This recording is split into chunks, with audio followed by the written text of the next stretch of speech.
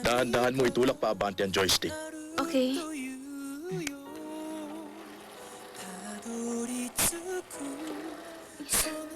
Okay ba? Ang sarap ng pakiramdam ng hangin. Kahit na sinabi niya na hanggat makakaya niya ay maglalakad pa siya. Parang mas masaya na siya ngayong mas malaya na siya nakakagalaw ng mag-isa. Ganun pa. Kung dalhin natin yan sa School for the Disabled, mas madadagdagan pa ang mobility niya. Oo. Pero parang nag-aalala pa rin ako. Buhay boarding school na yun eh. Hindi kaya natatakot siya na malungkot? Kaya niya yun. Kaya niya yun. At saka, siya na mismo ang nagdesisyon na lilipat na siya doon. Kung hindi tayo ngingiti pag-alis niya, anong gagawin natin? Tama ka dyan.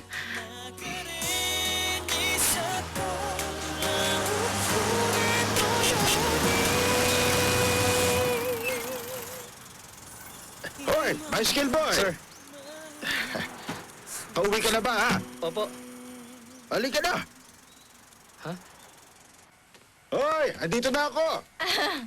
Tuloy ka, Papa! Lagay mo dyan. Lagay mo Bakit dyan. ako? Yan. Haruto? Papa mo kasi. Pinapunta ko rito. Gusto ko kasi ipatikim sa kanya yung fish-flavored tofu. Long time no see, ah. Oo. Hindi mo na kilala? Ikaw, ha? Halika. Nagareru kisetsu no manakade. Pasensya ka na. Medyo excited kasi ako eh. Rika, elementary student ka na. Congratulations! Oo nga. Congratulations. Oh, eto regalo ko, ha? Gamitin mo na pang-drawing yan, ha? Thank you po! 800 din. Masyado namang mumurahin to, Papa. Reset! Si Aya naman bukas papasok na rin sa kanyang boarding school. Good luck sa'yo, ha? Kung sakaling mamiss mo ang papa mo, ha? Isigaw mo lang ron, susundin kita in 30 seconds. Okay lang, pa. Bigyan niyo naman ng kalayaan si ate ang hipit, no? Loko talaga tong patong. Si Mama naman, may hinanda din para i-celebrate ang pagpasok ni Aya. Ah? Heto. Cellphone? Oy, Sok, ano ba yan? Hindi ba sabi ko sa'yo maghintay ka pa ng 10 taon bago mo sila bigyan ng ganyan? Kasi mula ngayon, hindi na nakatira dito sa bahay natin yung si Aya. Alam ko na yun, pero... Para kung may mangyari, matatawagan niya tayo agad, di ba? Kung sa bagay, tama kang ha. Aya, ha? Kung gusto mo makausap ang papa mo, tawagan mo lang siya dito. Siya ang unang sasagot sa'yo. Alagaan mo na mabuti yan, ha? Salamat, pa. Ibulan niyo rin ako. Ako rin. Mga sira! Maghintay kayo ng 3 milyon taon! Anong number mo? Huwag ka magkakamali, ha? Loko to, ha? Hindi po pwede yun. Ayan, huwag mo bibigay sa kanya yung number mo, ha? Badak sa loob nito, ha? May binabalak ka, no? Sorry, ha? Ganyan talaga ang papa ko. Ito. Sanay na ako sa kanya. Bukas din ang opening ceremony ng Higashi. Oo. Ibig sabihin mula bukas, talaga nasa magkaibang eskwelahan na tayo. Ano? Malulungkot ka? Hindi naman sa ganon. Sasabihin ko sa school na binigyan ka ng papa mo ng cellphone para tawagan ka nila. Anong number mo? Baka popormahan mo lang ako, ha? Biro lang yun.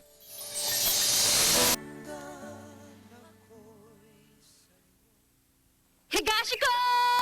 Fight on! Fight on! Higashiko! Fight on! Fight on! Higashiko! Fight on! Fight on! Spring na pala.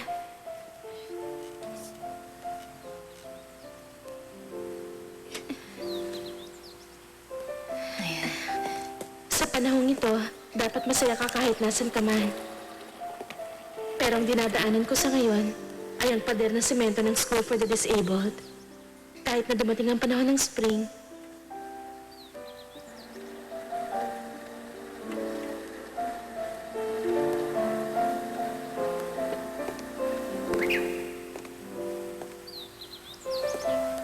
ang dating sa akin ng panahon, parang walang sigurado sa future ko. Pero lumilipas lang to sa harap ko.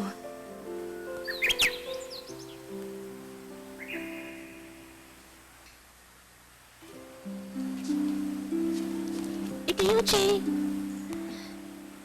Kamusta po kayo? Ako si Teacher Madoka. Kumusta po kayo, ma'am? Ang daming tao, di ba? May students, may teachers, saka helpers. Depende sa sakit ng bawat tao dito, i-design ng nutritionist ng diet. Good morning po. Good morning din. Good morning. Naka 24-hour rotation ng nurse, kaya alaga ka. Ah, Takano. Ito si Takano. Kapag wala siyang trabaho, nag-volunteer siya dito sa school namin. Ako si Keiichi Takano. Bihira lang ako rito. Pero tandaan niyo ako, ha? Opo. Ako si Mrs. Ikeuchi. Kamusta po kayo?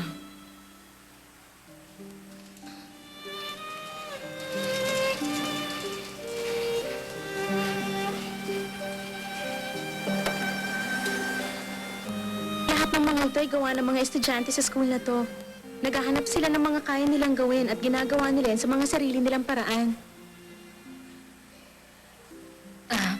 Naipapakiusap lang sana ako. Ngayon lang kasi medyo matatagalan bago siya makauwi ulit. Siguradong marami siyang hindi pa nakasanayan dito. Kayo na lang po ang bahala sa kanya. Sige na, Ma. Okay ka lang? Okay lang. Sige. Good luck, anak, ha? O sige, tayo na. Okay.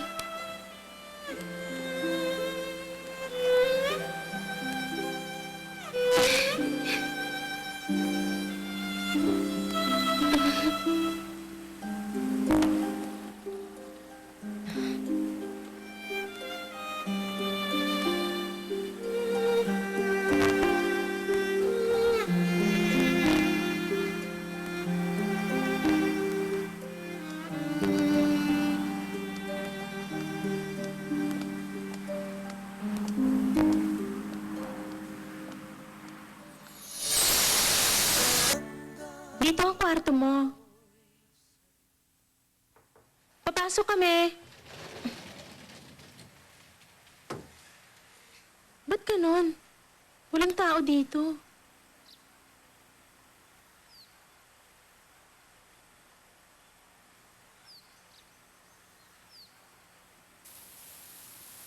Ah, dito siya. Asami.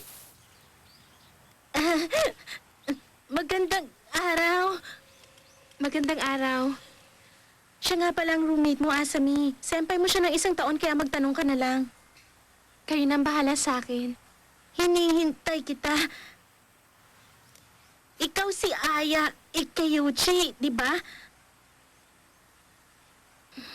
Ako rin. Kapareho ang sakit ko. Ah? Dahil doon, ako ang magiging senpai mo. Magtanong ka, sasagutin ko.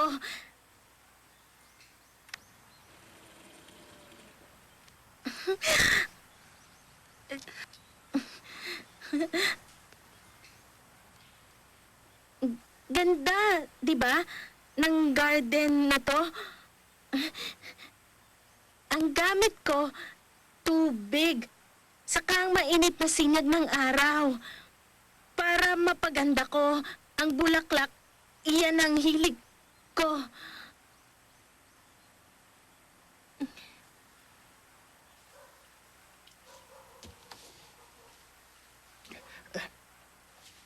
Shoka, hindi ba dapat tapos na maligo yon? Hindi kaya patulog na yon? Kung gusto niyo malaman, bakit hindi niyo tawagan? Ah! Hindi ko naisip yan Dapat ko ba tawagan? Si Papa ang unang tatawag Tuloy ka?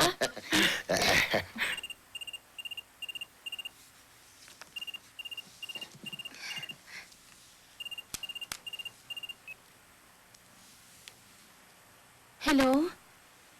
Ako to. Haruto? Naisip ko kasi kawawa ka naman kung walang tatawag sa'yo. Tama ka. Ikaw ang unang tumawag sa akin. Ha? Eh, ang papa mo? Sino kaya? Sino kaya kausap dito? Hindi niyo pa rin alam? Ha? Ano ba kayo? Si Haruto ang